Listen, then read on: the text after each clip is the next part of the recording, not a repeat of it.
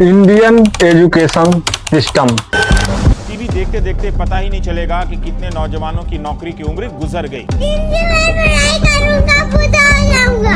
अरे फ्यूचर से इतना डरेगा तो क्या खाक जिएगा। These are India's young people who are supposed to fuel the country's economy. मेरा नाम मोहित कुमार है। मैं बठिंडा में रेलवे स्टेशन में कुली का काम कर रहा हूँ। मैं बीटेक की हुई है मैंने। सरकारी नौकरी प्राप्त करना मुश्किल है। स्कूल के बाहर जब जिंदगी इम्तिहान लेती है तो सब्जेक्ट वाइज नहीं लेती। आपने तैयारी शुरू करी, आप कितने साल के थे? सर उस समय हम 18 साल के थे। और अभी हम 30 साल के हो गए। 30 साल। पिछले 12 सालों में आपने अपनी ज़िंदगी में क्या किया है? ज़िंदगी में सर पढ़ते गया, डिग्री लेते गया। मैंने 3 सब्जेक्ट में पोस्ट ग्रेजुएट किया, बीएड किया, सीटेट क्वालिफाइड है, नेट क्वालिफाइड। नमस्कार दोस्तों। अंग्रेजों के भारत आने से पहले यहाँ का लिटरेसी रेट 97% था, क्योंकि उनके आने से पहले यहाँ जो एजुकेशन थी वो फ्री ऑफ कॉस्ट थी और प्रैक्टिकल रूप से होती थी। आज बहुत से लोग बहुत सारी डिग्रियां लेकर के बैठे हुए हैं, लेकिन उनके पास जिंदगी का प्रैक्टिकल नॉलेज बिल्कुल भी नहीं है, क्योंकि देश का शिक्षा पद्धति ही देश का भविष्य तय करती है। अब यहाँ के अगर एजुकेटर्स को सही शिक्षा नहीं मिलेगी तो देश का ग्रोथ कैसे हो सकता है। इंडिया में जो 25 ईयर से कम एज के स्टूडेंट हैं, उनमें से 42.3% एजुकेटर अनएम्प्लॉयमेंट। इंडिया में लाखों स्टूडेंट एमबीए और इंजीनियर जैसे डिग्री करते हैं, लेकिन एक अच्छी पेइंग जॉब कितनों को मिलती है। देखा गया है कि बच्चों के सुसाइड की खबरें आती रहती हैं और उनके ऊपर पढ़ाई का बहुत ज्यादा प्रेशर होता है। पढ़ाई किसी काम की नहीं होती। क्या आप में से किसी ने सोचा है? देखिए, जो एजुकेशन सिस्टम हमें मिला है ये हमारा बिल्कुल भी नहीं है, ये ब्रिटिशों का है जो हम लगातार चलाए जा रहे हैं। हमारे पहले का एजुकेशन सिस्टम बिल्कुल भी अलग था। हमारे भारत में गुरुकुल एजुकेशन सिस्टम हुआ करता था, जहाँ पर फ्री ऑफ कॉस्ट में सभी को पढ़ाया जाता था और उनको हर तरह के आर्ट और स्किल सिखाए जाते थे, जैसे कि agriculture, animal husbandry, engineering, medical treatment, martial art, sport, debate, cooking, forestry, commerce, astronomy, geology और उसके साथ साथ प्राचीन वेद और शास्त्र को भी पढ़ाए जाते थे, ताकि जिंदगी में क्या गलत है क्या सही है इसका स्टूडेंट खुद तर्क कर सके। उस समय प्रत्येक गांव में एक गुरुकुल पाठशाला होती थी, जहां पर सभी बच्चों को शिक्षा दिया जाता था।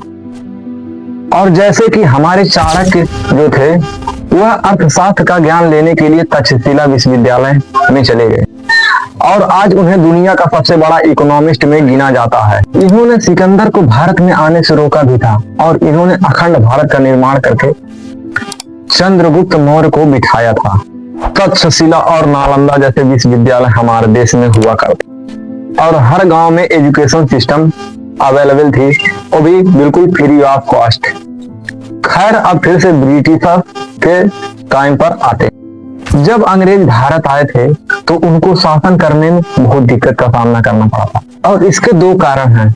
पहला है कम्युनिकेशन, क्योंकि भारतीयों को अंग्रेजी नहीं आती थी और उनको हिंदी नहीं आती थी, जिसके कारण दोस्तों उनको बहुत ज्यादा परेशानी का सामना करना। दूसरा कारण है अंग्रेजों को लेबर्स और क्लर्क की बहुत ज्यादा जरूरत थी और जो उनके अंडर में चुपचाप काम करे। उसके बाद दोस्तों लॉर्ड मैकुलाय को लाया गया और उसने 1835 ईस्वी में इंडियन एजुकेशन एक्ट लागू कर दिया और उसके बाद से दोस्तों भारत में गुरुकुल एजुकेशन सिस्टम को बैन कर दिया गया और इंग्लिश एजुकेशन को स्टैंड किया गया। अंग्रेजों ने इंग्लिश स्कूलों को खोला और गुरुकुल को बंद करके वहां के आचार्य और पाठशालाओं को जला दिया गया, जिंदा जला दिया गया वहां के आचार्य। और यह इंग्लिश एजुकेशन सिस्टम भारतीयों को गुलाम बनाने के लिए ही स्टार्ट किया गया था। खैर, स्वतंत्रता के बाद यह समाप्त हो जानी थी, लेकिन ऐसा हुआ नहीं और इसी का फल हम आज तक भुगत रहे हैं।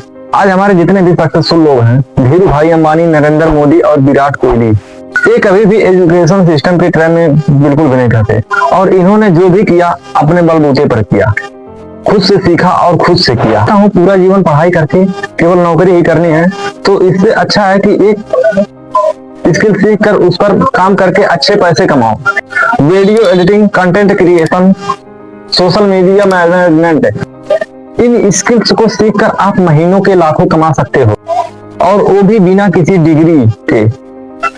अपने पूरे जीवन में एक एजुकेटर जितना पैसा खर्च करता है, यदि उन्हीं पैसों को वो अपने स्किल्स में लगा दे तो वह अरबों तक पहुंच सकता है। हमारे भारत में करीब 8 लाख स्टूडेंट जो कि टेक्निकल कॉलेज से निकलते हैं और इसमें से लगभग 60% एजुकेटर्स अनएम्प्लॉयड हो जाते हैं।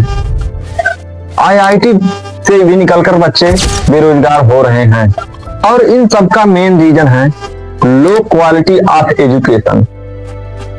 केवल बच्चों को रट्टा मारवा दिया जाता है और उनको पास करके एक डिग्री थमा दी जाती है। अगर स्कूल या कॉलेजों के दौरान बच्चों को पढ़ाई के साथ साथ स्किल्स पर भी काम किया जाए तो शायद वह अनएम्प्लॉयमेंट बिल्कुल भी नहीं रहे। उनके पास एक अच्छी स्किल होगी जिसके जरिए वे अपना फाइनेंशियल कंडीशन को बहुत ही अच्छा कर सकते हैं। हमें अपने दिमाग से इस नौकरी के भूत को बाहर निकालना होगा और फ्रीडम होकर एक स्किल्स पर काम करना होगा और साथ साथ एजुकेशन को अर्न करना होगा, क्योंकि हर कोई डॉक्टर इंजीनियर नहीं बन सकता। भारत में भी द्रोणाचार्य ने 5 शिष्यों को अलग अलग स्किल्स सिखाए थे। इसी तरह से दोस्तों हर स्टूडेंट हर फील्ड में एक्सपर्ट नहीं होता, अपने चॉइस के अकॉर्डिंग वो अपने फील्ड में एक्सपर्ट होता है और इस तरह से हर इंसान डॉक्टर इंजीनियर या सरकारी नौकरी नहीं प्राप्त कर सकता। इसके लिए दोस्तों सबसे पहले बच्चों का इंटरेस्ट पता करना चाहिए और उसी के अनुसार उसको एजुकेशन दिलानी चाहिए। लेकिन आज हमारे सिस्टम में क्या हो रहा है, डॉक्टर या इंजीनियर या फिर यूपीएससी, बस यही 3 चीजें हमारे इकोसिस्टम में चल रही हैं। इसी के साथ साथ प्राइवेट स्कूल्स और कोचिंग बेखूबी से इसका फायदा उठा रहे हैं। हाई स्कूल और इंटरमीडिएट में पढ़ाई करने वाले स्टूडेंट की फीस लगभग 1 लाख से ही ऊपर होती है। लेकिन कुछ पेरेंट्स एजुकेशन लोन लेकर बच्चों को पढ़ाते हैं, लेकिन रिजल्ट क्या होता है आप तो खुद जानते हैं। क्या आपने कभी सुना है किसी चीफ मिनिस्टर के बच्चे अपने देश में पढ़ते हैं? उनको पढ़ने के लिए फॉरेन भेज दिया जाता है, क्योंकि वो भी जानते हैं कि यहाँ का एजुकेशन सिस्टम बहुत ही नीचे से ऊपर तक पूरा एकदम स्कैम है। और यहाँ पर सबसे ज्यादा नुकसान होता है मिडिल क्लास फैमिली की, लोअर मिडिल क्लास फैमिली। तो मैकुला तो चाहता भी था कि इंडियन अपने एजुकेशन सिस्टम को भूल जाए और हमारा गुलाम बन जाए, और उसका यह मिशन सफल भी हो गया। वह देश है जहाँ पर संस्कृत बोलने वाले को विद्वान माना जाता है, लेकिन दोस्तों आज यह सिस्टम अपोजिट हो गया। आज यहाँ पर इंग्लिश बोलने वाले को वह उपाधि दी जा चुकी है। आप इंग्लिश बोलना नहीं जानते तो आपका कम्युनिकेशन स्किल बहुत ही पुअर माना जाता है। आपको कई इंटरव्यू से भी बाहर कर दिया जाता है, बस केवल इस इंग्लिश लैंग्वेज की वजह से। अगर कोई इंग्लिश बोलने से इतना ही बड़ा होता तो नीरज चोपड़ा जैसे, रिंकू सिंह जैसे और मोहम्मद सिराज जैसे खिलाड़ी इतने बड़े लेवल पर कैसे पहुंचे? और इन सभी का काम है अच्छे से ग्राउंड पर खेलना, ना कि यहाँ इंग्लिश बोलना। मैं बिल्कुल भी नहीं कहता कि इंग्लिश सीखना बुरी बात है, गलत बात है, लेकिन उसको अपना स्टेटस बना लेना यह एक गलत बात है। तो हमें यह निर्णय लेना होगा, क्या हम इन ब्रिटिशर्स के बनाए हुए सिस्टम पर एक भेड़ की तरह चलते रहेंगे या फिर खुद का दिमाग लगाकर खुद से सीखना। उम्मीद करता हूं आपको इस वीडियो से बहुत कुछ सीखने को मिला हो, और इस वीडियो से आपके जीवन में अगर थोड़ा सा भी बदलाव आया हो तो वीडियो को लाइक करिए, चैनल को सब्सक्राइब करिए, वीडियो को ज्यादा से ज्यादा शेयर करिए। मिलते हैं आपसे एक नेक्स्ट वीडियो में, तब तक के लिए जय हिंद, वंदे मातरम।